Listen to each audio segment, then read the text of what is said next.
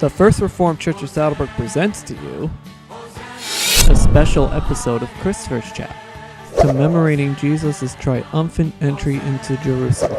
And now, here's the host of Christopher's Chat, the Reverend Christopher B. Wolf. Hi, Pastor Christopher, Christopher's Chat. My good friend David with me, and it's Palm Sunday. Got a nice cross here made by Sherry. A lot of times we kind of romanticize or sentimentalize Palm Sunday, kids, the palms, and all sorts of things like that, and that part's true, but really what's happening when you look at the Gospel of John is it's an act of defiance. Jesus is defying the Romans, Jesus is defying the religious authorities, and the people there. In many ways we think of them as they're part of the parade, but in some ways they're protesters. By waving the palms, they're saying this guy is the king.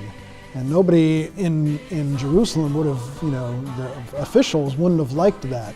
So in many ways it's a defiance, and that's a strong part of this. But we have to realize, what was Jesus trying to defy? In the end, they get frustrated with him because they thought he was there to overthrow the Romans. That's not what his purpose was. His purpose was to overthrow death and sin. That's why he goes to the cross.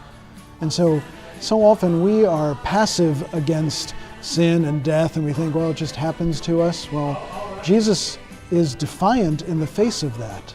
And so we need to be defiant in the face of that as well. He tells his friends, I have overcome the world. We're part of that. We may not be able to do it politically or economically, but we can certainly do it spiritually. So this week, this Palm Sunday kicks off a week of passion, a week of power, and a week of overcoming. And David wants to say?